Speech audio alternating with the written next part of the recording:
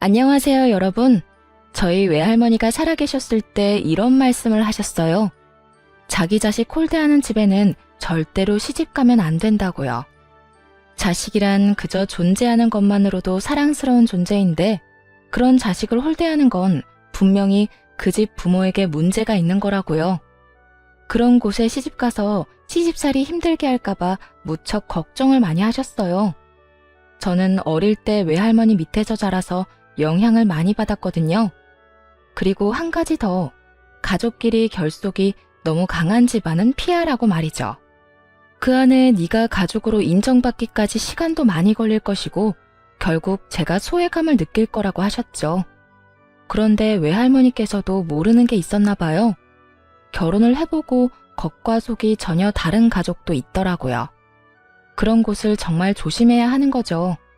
그런 면에서 저희 시댁은 처음에는 정말 잘해주셨어요. 어머, 어서 와요. 우리 아들한테 여자친구가 있다는 말을 듣고는 얼마나 깜짝 놀랐는지 몰라요. 맞아요, 언니. 오빠한테 여자친구가 있다니 상상도 못했어요. 저희끼리 결혼 이야기를 끝내고 시댁에 갔을 때 시모와 시누는 저에게 환대하는 모습을 보여줬어요. 남편 나이가 당시에 38이었고 저도 동갑이었으니 저희 집에서는 빨리 시집가라는 느낌이었고 남편 집안도 그럴 거라고 생각하고 있었죠. 그렇게 설렘과 긴장을 안고 들어간 시댁에서 저는 의외의 상황과 맞닥뜨렸어요. 근데 얼마나 사귀었어요? 오래 사귀었어요? 저희 1년 좀 안 되는 기간 동안 사귀었어요. 아무래도 나이가 있다 보니 자연스레 결혼 이야기 나왔고요. 어머, 1년도 안 됐는데 결혼 이야기 하는 거야? 요즘 애들 그렇게 빠르게 결혼 선택했다가 이혼도 많이 하잖아. 그래도 연애를 2년 정도는 해보고 결혼을 해야 하지 않을까? 저희 집에서는 벌써 결혼하라고 난리라서요. 이 사람이 워낙 괜찮은 사람이라 저도 한다면 빨리 하고 싶고요. 저는 남편을 보며 싱긋 웃었죠. 남편은 순박하고 착한 사람으로 저와 잘 맞았어요. 우리 아들이 괜찮기는 한데 이렇게 쉽게 결정해도 되나 모르겠네. 상견례도 솔직히 나는 좀 이르다는 생각이고 좀 더 사귀어보고 결정하는 게 낫지 않을까? 이상한 기분이었어요. 분명 반기는 표정이었는데 입으로 나오는 말은 그와 정반대였거든요. 계속 상견례를 미루면서 결혼을 더 신중하게 생각하라는 그런 이상한 말만 하더라고요. 보통은 나이 40이 다 되어가는 노충과 가들은 빨리 결혼시키라고 하지 않나요? 그런데 오히려 더 늦추고 있더군요. 저는 그런 그들의 행동에 지지 않고 말했어요. 더 사귀어봐도 똑같은 거면 그냥 같이 사는 게 맞죠. 혹시 집안에 어떤 사정이라도 있나요? 조심스럽게 물어봤어요. 그런데 그 이야기를 하고 나니 표정이 싹 변하더군요. 그것도 남편이 보지 않는 곳에서만요. 그날은 밥이 입으로 들어가는지 코로 들어가는지 모른 채 그렇게 나와야 했어요. 그리고 그 뒤부터 저를 향한 무척 교묘하고 은근한 괴롭힘이 시작됐어요. 저를 싫어하는 건가 생각했는데 저를 초대해 식사를 하자고 하더군요. 그러면서 이렇게 말하더라고요. 어서 와요. 차린 건 많이 없으니까 많이 먹어요. 정말 복스럽게 잘 먹어서 보기 좋아. 아, 근데 우리 예비 며느리는 좀 덜 먹어도 되지 않을까? 아무래도 좀 그렇잖아. 제 통통한 몸을 아래 위로 쳐다보며 은근히 제 외모를 깎아내리더군요. 안 그래도 제가 살집이 좀 있는 편인데 그런 소리를 들으니 순간 속이 확 뒤집히더군요. 뚱뚱한 사람에게 진짜로 뚱뚱하다는 말을 하면 화가 날 수밖에 없잖아요. 그래도 참았어요. 설마 날 비꼬는 건 아닐 거라 생각했죠. 절 비꼬아봤자 뭐 하겠어요? 그리고 드레스 입어야 하는 것 때문에 그런 말 했을 수도 있지. 정말 10번, 100번도 넘게 저를 합리화시켰죠.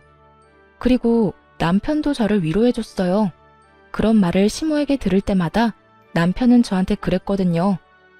괜찮아. 난 토실토실한 자기를 좋아하는데 그래서 결혼하자고 하는 거잖아. 그러니까 그런 걸로 우울해하지 마. 내 눈에만 예뻐 보이면 되니까. 정말 지금 생각해도 참 사랑꾼인 저희 남편이죠. 그런 남편 아니었으면 진짜 다 때려치우고 싶을 만큼 재수없는 게 시모였죠. 그리고 그런 재수없는 사람이 시모 하나만은 아니었어요. 하루는 제가 화장실에 갔는데 신우와 남편이 대화를 나누는 것 같더라고요. 집에 있는 화장실인데 방음이 잘 안 되는 건지 둘이 화장실과 가까운 곳에 있어서 그런 건지 소리가 들리더라고요. 그런데 신우가 어이없는 소리를 남편에게 하더라고요. 오빠는 저 사람 어디가 좋아서 만나? 예쁘지도 않고 그렇다고 직업이 좋은 것도 아니고. 그리고 우리 엄마한테도 가끔씩 정색하는 거 봤거든? 게다가 나까지 무시하는 시선 보낸다니까. 그것도 오빠 없을 때만. 화장실 안에서 그 이야기 듣는데 누구 이야기인가 싶었어요. 그런 적 없고 그런 짓만 당했는데 제가 대체 누구에게 그런 짓을 했다는 거죠?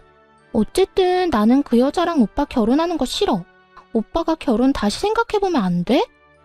더 이상 듣고 있기 싫어서 일부러 화장실 문을 요란하게 열고 밖으로 나왔어요. 그랬더니 신우가 셀쭉한 얼굴로 저를 노려보더군요. 정말 갈수록 이해 불가였어요. 제가 대체 뭘 했길래 이 사람들한테 이런 취급을 받는지 도무지 짐작 가는 일이 아무것도 없었거든요.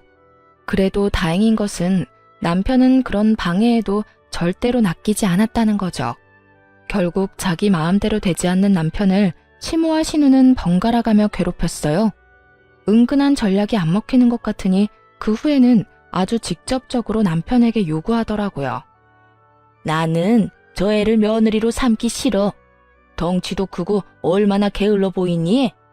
그렇지 않아도 너희 아버지 암 때문에 병원에 계시고 할머니도 요양원에 계시는데 저런 애가 들어와서 도움이 될 리가 없잖아. 그래, 오빠는 사람 보는 눈이 너무 없어. 더 괜찮은 사람이 있을 건데 왜 저런 여자를 데려와? 나는 이 결혼 절대 반대야. 그리고 오빠도 알잖아. 부모가 반대하는 결혼했다가 어떻게 되는지.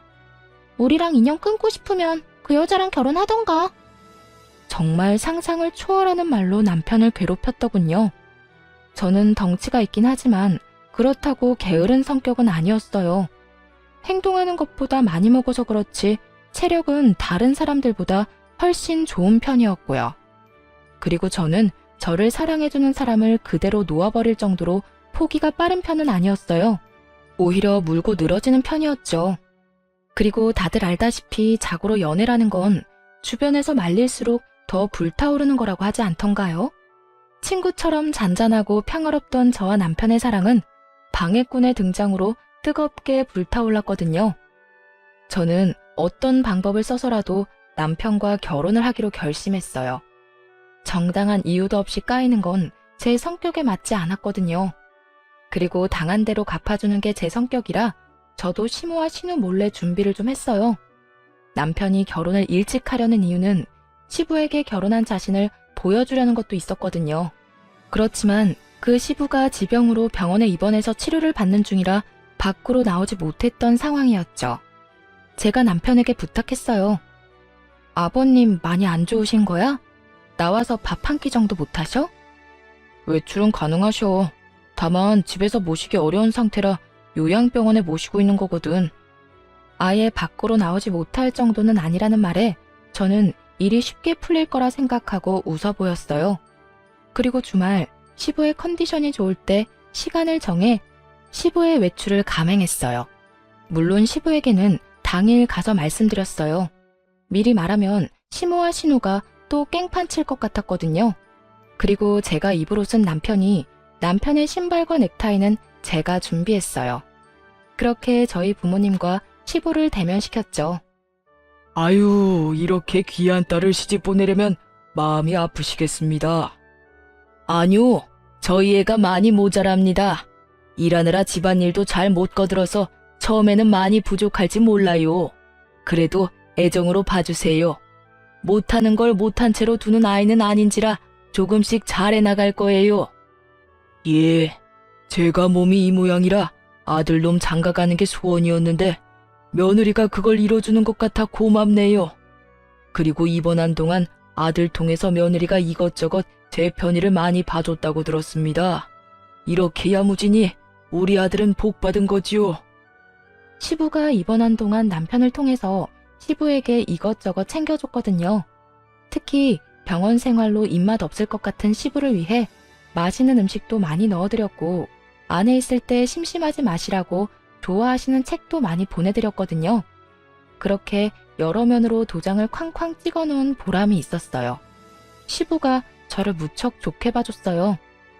그러면 지체하지 말고 어서 나를 잡는 게 어떻겠습니까? 줘야 좋지요. 최대한 빨리 잡아서 제가 손주라도 볼 수 있으면 정말로 여한이 없을 것 같습니다.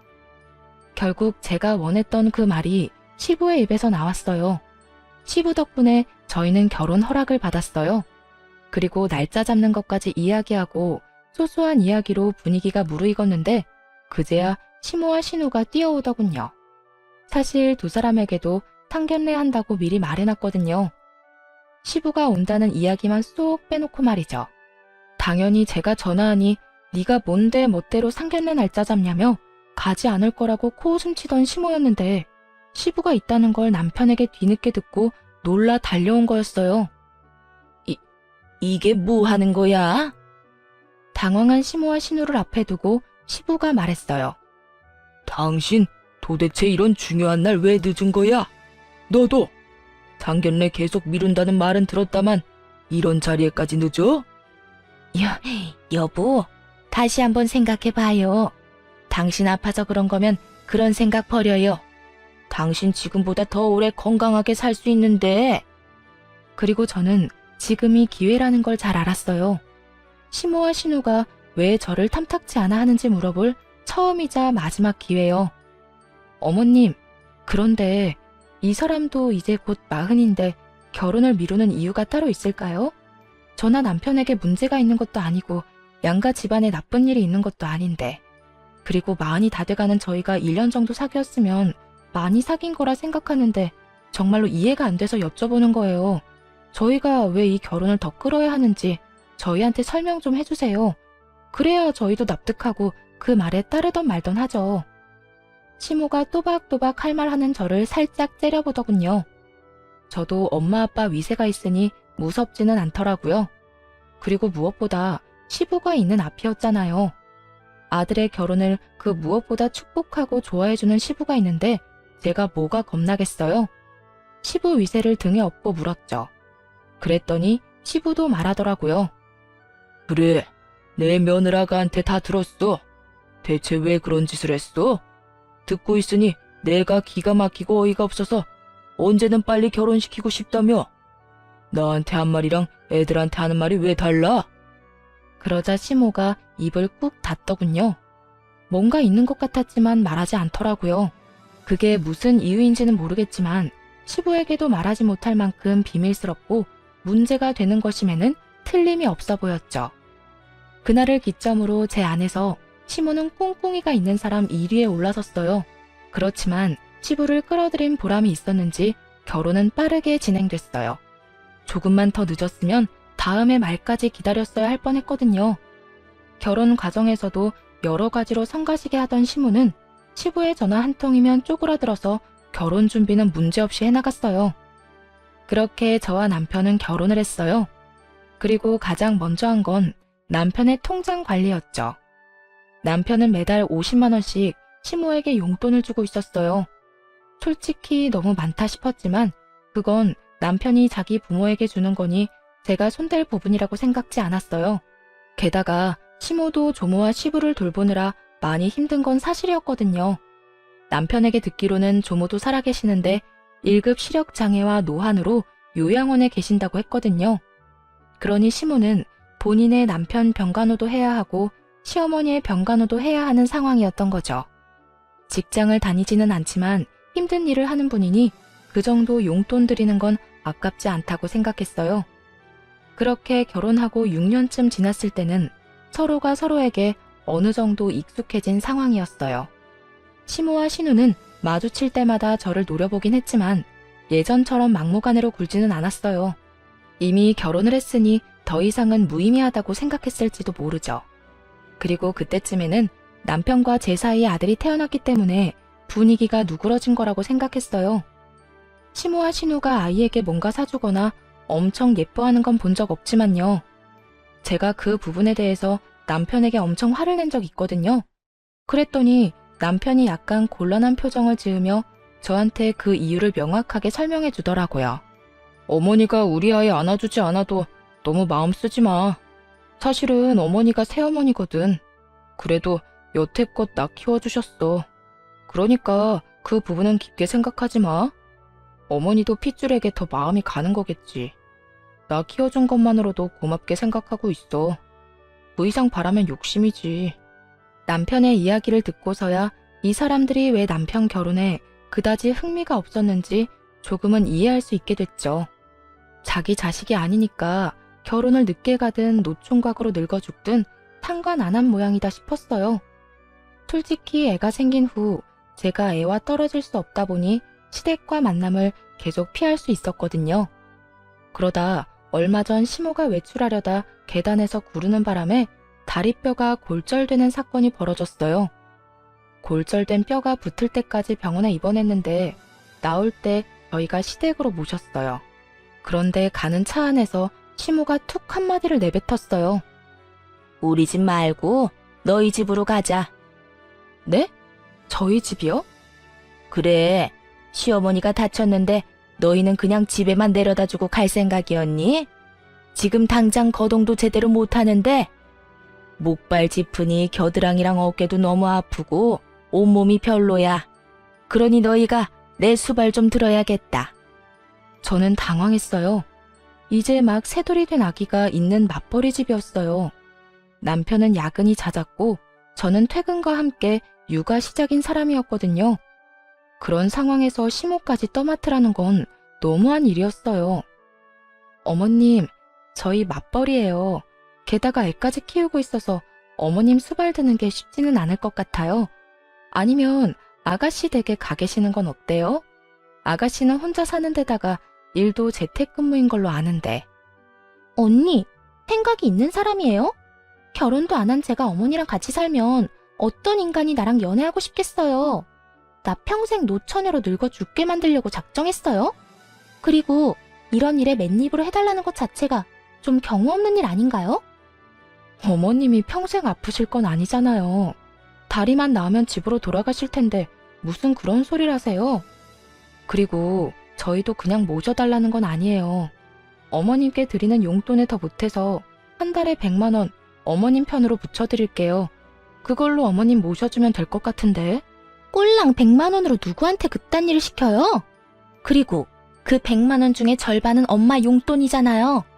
사람을 그따위 싼값에 부려먹어도 되는 일이에요? 200만 원 맞춰주면 생각해 볼게요. 상상을 초월한 금액에 슬금슬금 열이 나더군요.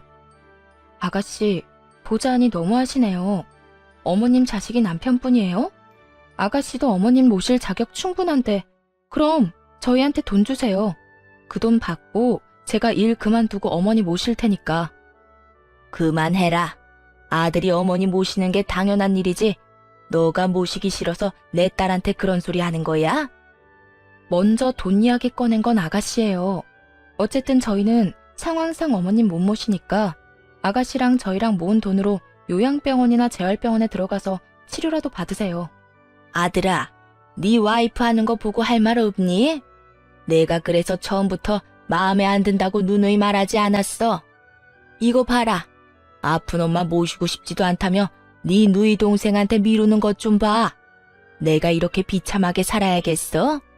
어머니, 저도 어머니 마음은 이해가 가지만 저희 상황도 생각해 주세요. 저도 야근 많고 이 사람도 집에 와서 독박 육아해서 정말로 어머니 모실 시간 여유가 전혀 없어요. 병원이라도 들어가 계시면 자주 찾아뵙고 원하는 거 넣어드릴게요. 그리고 괜찮아지면 집으로 오시면 되고요. 뭔가 남편이 한마디 해주길 바란 모양이더라고요.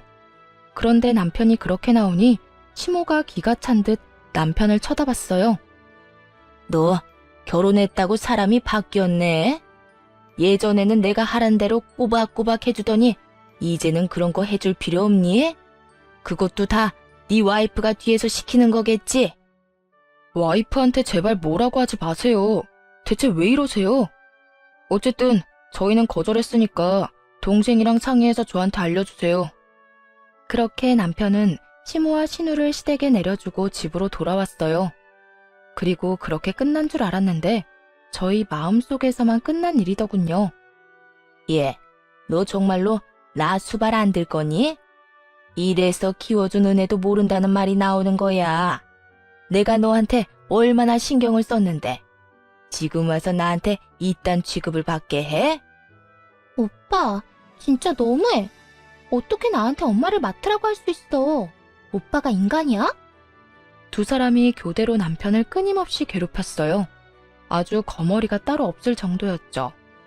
시모는 전화통화로, 신우는 찾아와서 남편을 괴롭혀댔어요. 그렇잖아도 살이 안 찌는 사람이 피로로 늙어가기까지 하니 저도 이제는 못 참겠더군요. 시모와 신우에게 한마디씩 하려다가 남편 말이 생각나서 그것도 못할 짓이더라고요. 자기 키워준 어머니라며 이해해달라는 그날의 남편 목소리가 제 머릿속을 떠나지 않았거든요. 결국 저는 시모를 저희 집으로 데려오도록 했어요. 다만 딱 두 달만 봐주기로 약속을 했고요. 신우에게 돈도 받아내고 싶었는데 신우가 제대로 된 일도 안 하고 다니니 어쩔 수 없이 아무것도 받지 않고 시모를 봐주기로 했어요. 그런데 온 첫날부터 저에게는 지옥과 다름없었어요. 아침에 출근할 때 점심 식사도 다 해놔야 되는 거 아니니?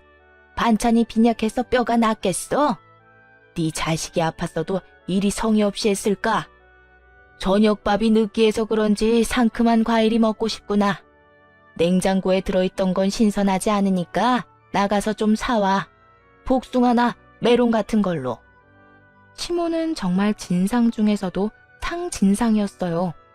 집에 없는 와중에도 전화를 해서 저에게 끊임없이 무언가를 요구했고 집에 와서는 남편이 돌아올 때까지 애를 볼 시간도 없이 휘둘렸어요.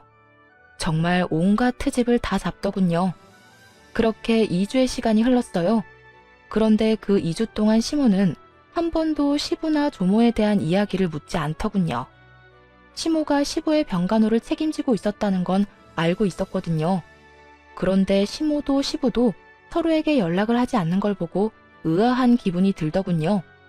따로 남편에게 말해서 함께 시부의 병원으로 향하기로 했어요. 조모가 있는 요양원은 그리 멀지 않았기에 거기부터 들리기로 했어요. 저희는 한 달에 한 번씩 꼬박꼬박 조모 병원을 찾았거든요. 그런데 이번에는 시모 문제에 여러 가지 문제가 겹쳐서 지난달에는 방문을 못한 상태였어요. 그런데 간호사가 저희한테 이상한 말로 인사를 전하더군요. 어머, 얼굴 잊어버리겠어요. 사실은 어르신도 보호자분들 오시길 엄청 기다렸거든요. 그래요? 저희 주 보호자는 저희 어머니인데 언제 오고 안 오셨는지 알 수 있나요? 잠깐 차트 볼게요. 그러면서 컴퓨터를 훑는 간호사의 시간이 점점 길어졌어요. 드디어 찾았는지 밝은 얼굴로 제게 말해줬어요. 6개월 전에 한 번 오신 거로 되어 있네요. 어머님이 오셨다고 차트에 적혀 있어요. 저희도 한 달에 한 번씩은 오는데 시모가 6개월 동안 안 온 걸 보니 뭔가 이상하다 싶었어요. 그러고 보니 저희가 수발 들고 있는 와중에도 조모와 시부를 신경 쓰는 걸 한 번도 못 봤거든요. 이상한 일 투성이었지만 면회 중에 그 생각만 할 수도 없으니 얼른 시조모를 찾아뵙고 인사를 드렸어요. 할머니, 저희 왔어요. 아이고, 그래. 우리 새끼 왔니? 네, 지난달에는 죄송해요.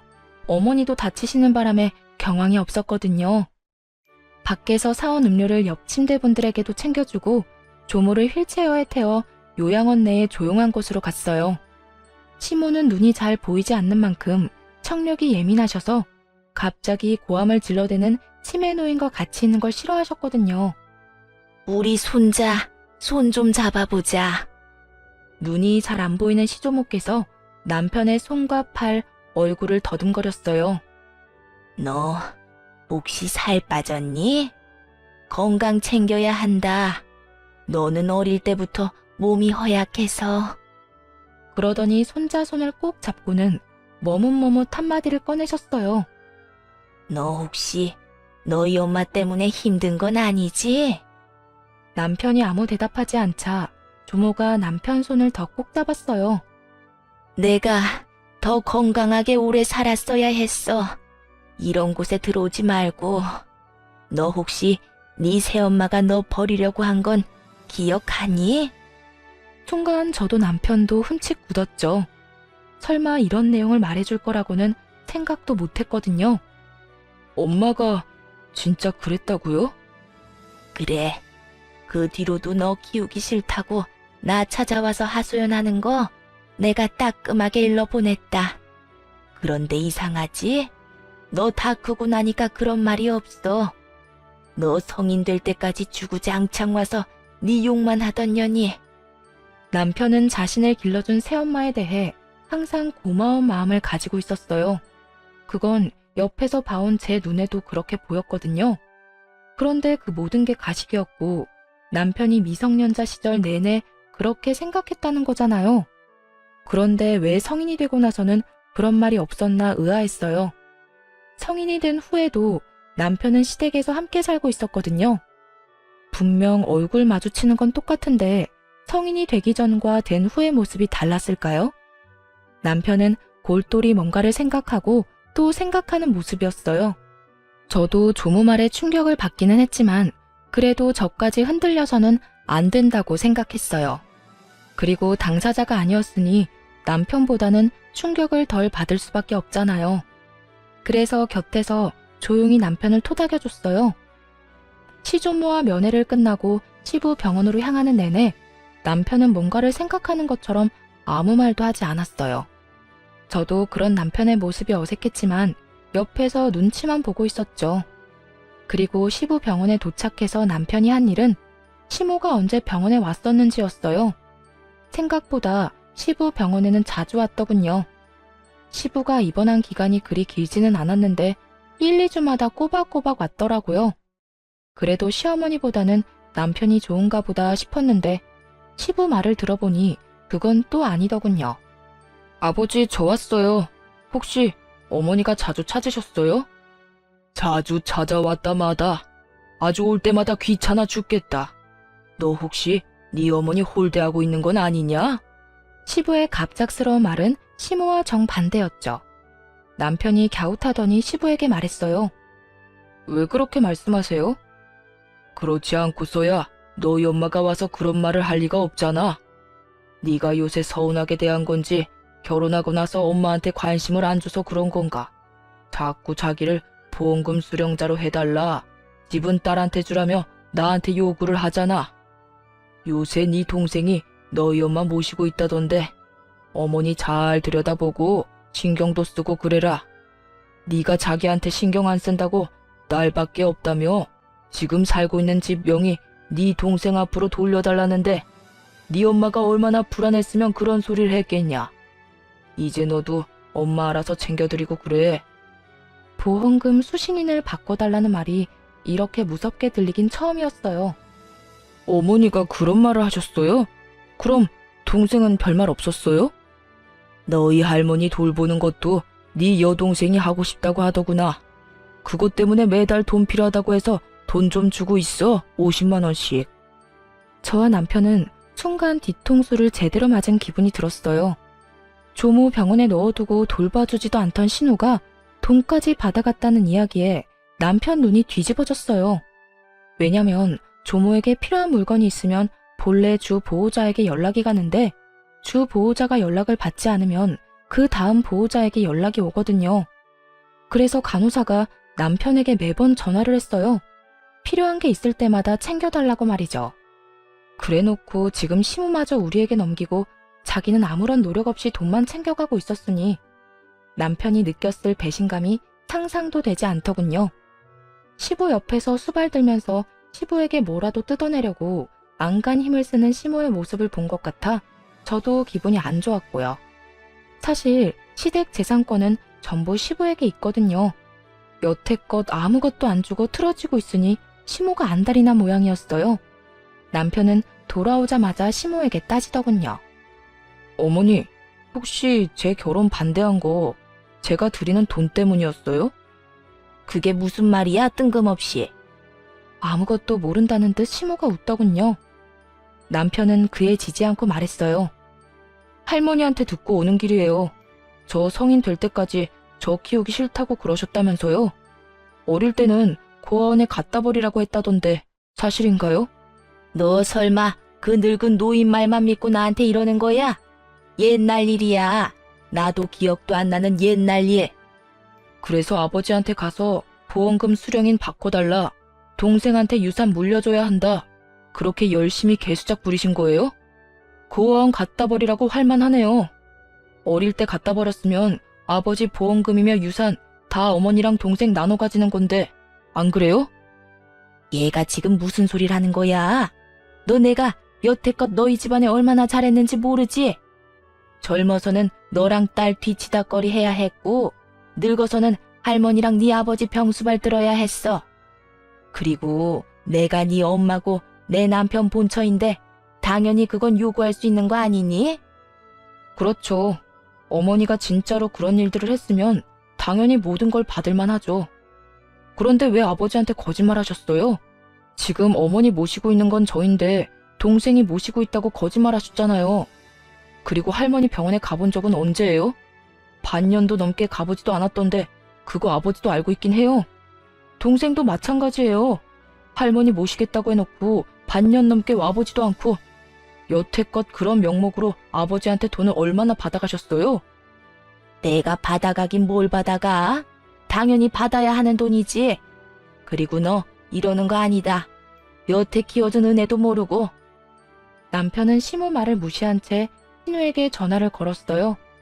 신우가 전화를 받자마자 다짜고짜 말하더군요. 앞으로 어머니 네가 모셔. 난 모실 생각 없으니까 당장 와서 데리고 가. 그게 무슨 말이야? 갑자기 1억이야? 오빠가 봐주기로 했잖아. 왜 말을 바꿔? 그리고 엄마가 무슨 짐이야? 왜 여기저기 왔다 갔다 하게 만들어? 그럼 네가 애초에 데려가던가. 왜 나한테 맡겼어? 너희 엄마잖아. 나도 키워준 은혜 다 갚았다고 생각하고 있어. 한 달에 50만 원씩 20년을 꼬박 들였어. 그리고 어머니 필요한 거 있을 때마다 너한테 전화한 적 있어? 나한테 전화 와서 다 해먹었지. 갑자기 왜 이래? 오빠 진짜 웃긴다. 우리 엄마가 오빠 키워준 은혜는 생각도 안 해? 엄마가 얼마나 고생해가면서 오빠를 키웠는데.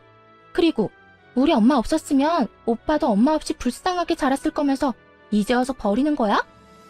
그래서 돈 줬잖아. 내가 벌어서 매달 용돈 줬잖아. 20년을 처먹었으면 많이 먹은 거 아니야? 내가 그렇게 보기 싫었으면 애초에 아버지랑 결혼을 하지 말았어야지. 내가 죽어도 우리 아버지 아들인데. 딸, 너희 오빠가 도대체 왜 이러는지 모르겠다. 너희 할머니 전화 받고 와서는 나를 돈이나 탐하는 여자로 몰아가는데 미쳐버리겠어. 이래서 검은 머리 짐승 거두는 게 아닌데 내가 그때 왜 애 있는 남자랑 결혼했나 몰라. 다리도 지금 덜 붙었는데 나 쫓아내려고 난리가 났어. 네가 어떻게 좀 해줘. 오빠, 이러면 나도 아빠한테 다 잃을 거야? 이르라고. 그러면 나도 똑같이 아버지한테 말씀드릴게. 너 할머니 모시겠다고 해놓고 요양원 처박아 놓고 반년 동안 가보지도 않고 필요하다는 물품 넣어주지도 않은 거 내가 다 말할게. 그럼 되겠네. 남편 말에 신우가 입을 딱 닫더군요. 자기가 잘못한 게 있으니 대꾸할 말이 있을 리가 없죠. 뭐가 됐든 난 절대로 엄마 안 모셔. 부양 안 할 거야. 어머니 기분 좋으시겠어요? 하나뿐인 딸이 절대로 어머니 수발은 안 든다네요. 근데 어쩌죠? 이제 저도 당신 자식 아닌데. 친자가 아니니까 부양 의무는 없는 거 맞죠? 친자식한테 부양하라고 하세요. 남편은 그 길로 시모를 강제로 끌어내 차에 태웠어요. 그리고 신우 집 앞에 시모와 시모가 가지고 온 짐을 덜렁 내려놨죠. 시모가 고래고래 고함을 지르더군요. 네가 이러고도 무사할 줄 알아? 부모를 노상에 두고 가는 놈이 어딨어? 두고 봐라.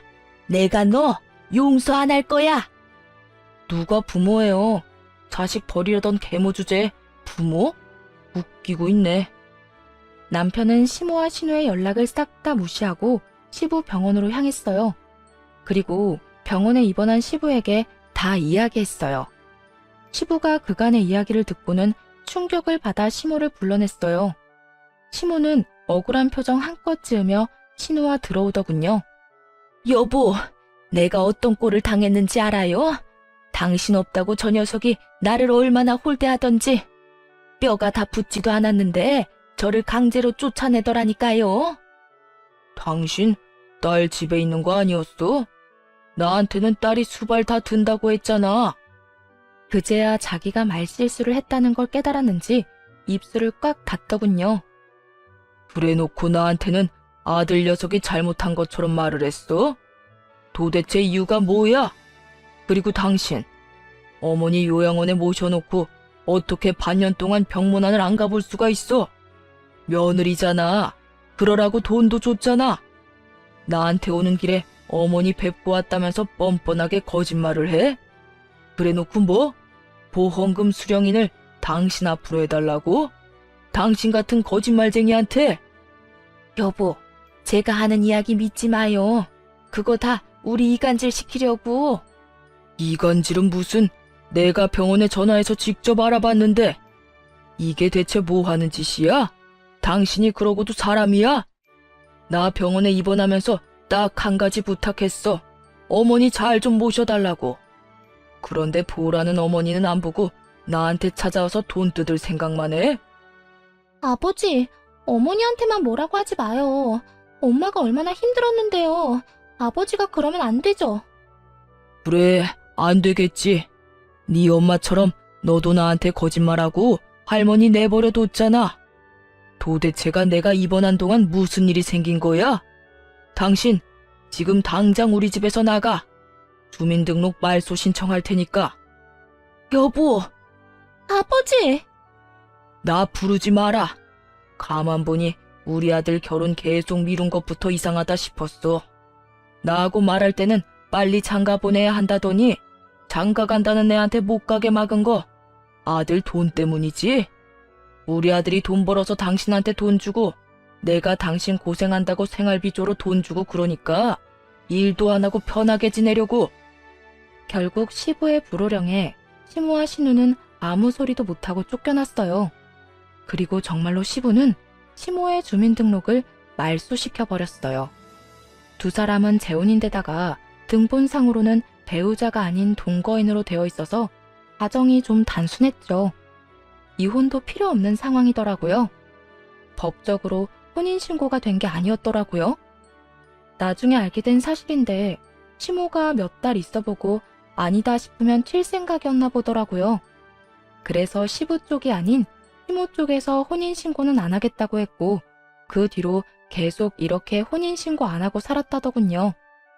그러다 남편이 결혼하고 시부가 곧 죽을 것처럼 병원에 들어가 있으니 그제서야 재산을 챙길 생각으로 중간에서 날조하고 다닌 거였죠.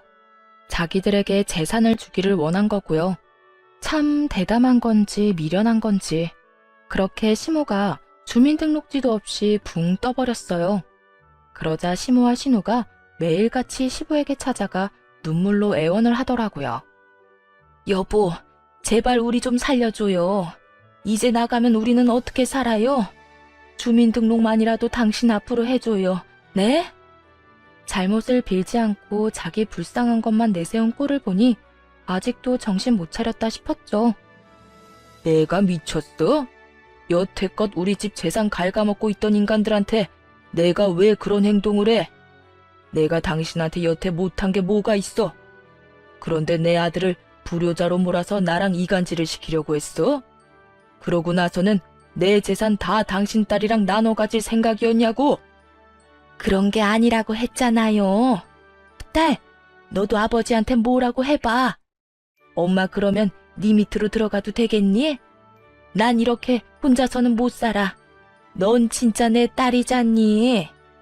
그렇게 엄마를 소중히 생각하던 신우도 수발 들라는 말 앞에서는 신중해지더군요.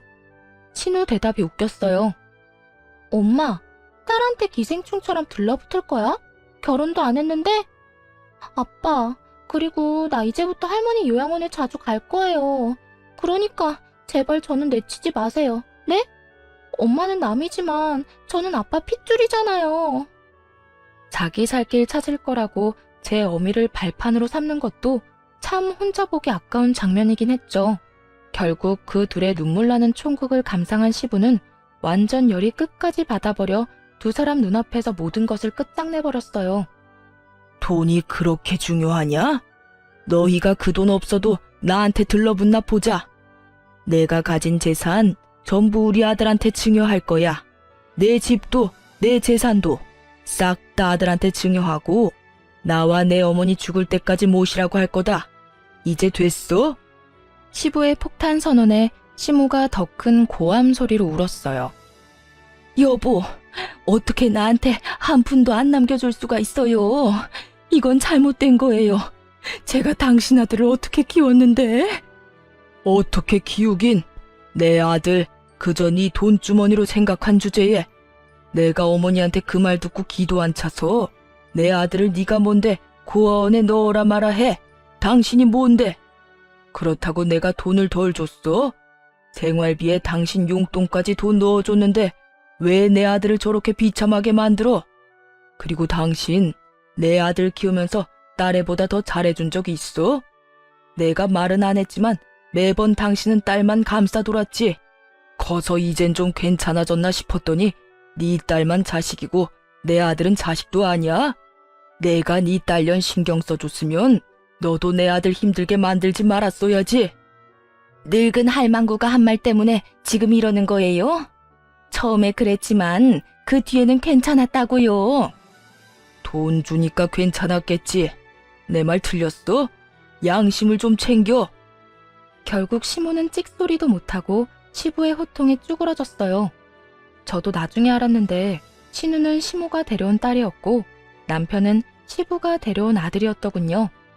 나이 차가 좀 있어서 제가 후 시모가 낳은 아이라고 생각했는데 피도 이어지지 않은 모양이었더라고요. 신우는 그 사실도 몰랐는지 자기가 시부의 딸이 아니라는 걸 알고 더 놀랐어요. 솔직히 시부가 딸을 대함에 있어서 너무 격없고 잘해줬기에 핏줄이 아니라는 건 예상도 못했었어요. 결국 한바탕 난리가 나고 시모와 신우는 그 뒤로 감쪽같이 모습을 감췄어요. 그리고 몇 달 뒤에 소식을 듣게 됐어요. 시모가 치매에 걸렸다는 소식이요. 연세가 그래도 그렇게 많지는 않았는데 짧은 시간 스트레스를 많이 받은 모양이었더라고요. 알고 보니 시부에게 쫓겨나서 갈 곳 없으니 신우 집에서 지내게 해달라고 사정했던 것 같더라고요. 절대로 수발 안 들겠다며 버티던 신우가 한 가지 조건으로 집에 살 수 있도록 해줬대요. 월세를 받겠다고 했답니다. 자기 어머니한테 그리고 집에서 쓰는 거 다 시모가 벌어서 쓰라고 했다네요. 결국 시모는 늙은 60대 후반의 나이에 여기저기 돈 벌러 해본 적도 없던 농사일에 굳은 일까지 했다고 해요. 열심히 신우의 빨대가 되어 돈 벌어다 줬는데 결국 얻은 건 치매뿐이었죠. 참 똑같은 인간들이었어요. 아들 장가도 못 가게 하고 빨대 꽂으려 했던 시모나 그런 늙은 시모에게 빨대 꽂아서 치매에 걸리게 만든 신우나 거기서 거기더라고요. 그 이야기 듣는데 참 헛웃음만 나오더군요. 시모와 신우가 양보하고 조금씩 물러섰다면 상황은 이런 식으로 흐르지는 않았을 거예요. 남편은 책임감이 강하고 주변 사람들에게 참 잘하는 사람이거든요. 떡을 하나 받으면 떡 한 봉지로 갚는 사람이요. 시모가 마지막까지 모르는 게 하나 있었는데 시모는 이 모든 사태가 시조모의 말 때문에 일어난 거라고 착각하고 있더라고요. 그런데 남편은 이미 시모가 자신을 싫어한다는 생각을 어렴풋이 하고 있었더라고요. 특히 결혼하고 나서 그것을 제일 강하게 느꼈다고 하더군요. 우리 아이가 태어나고 눈길 한 번 안 주고 안아주지도 않았으니까요.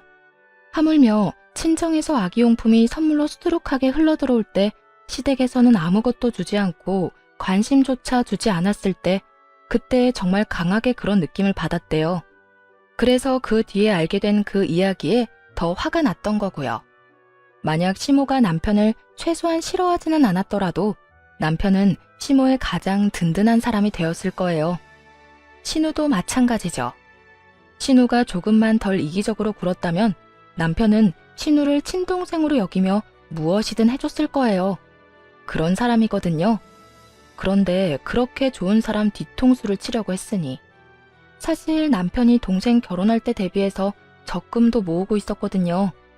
아버지 아프고 아버지 번 돈이 병원비로 들어가는 상황에서 동생이랑 어머니는 자기가 책임져야 한다고 생각했나 봐요. 그런데 그런 식으로 뒤통수를 맞았으니 그 사람들 서로가 서로에게 하는 것만 봐도 인연 끊는 게 충분히 이해가 가는 사람들이잖아요. 시무는 딸한테 시달려 등골 빠지게 일하다 치매나 걸리고 딸은 시무한테 빨대 꽂으려다 더 큰 짐을 얻게 됐으니 자기가 뿌린 대로 고스란히 걷어들인 거였죠. 어쨌든 이제라도 그 무시무시한 모녀들과 인연을 끊게 돼서 다행이라고 생각해요. 정말 남편 잘 만나도 시댁 잘못 만나면 큰일 나는 일이더라고요. 남편은 좀 침울해 보였지만 지금은 더 개운한 모습이고요. 시부와 시조모는 저희가 자주 들리고 외박해서 집에 자주 모시니 예전보다 더 좋아하세요. 지금까지가 제 사연 끝입니다. 어떠셨나요? 많은 의견 댓글로 써주시면 감사하겠습니다. 여러분, 항상 건강 조심하시고 비 피해 없으시길 바랍니다. 감사합니다.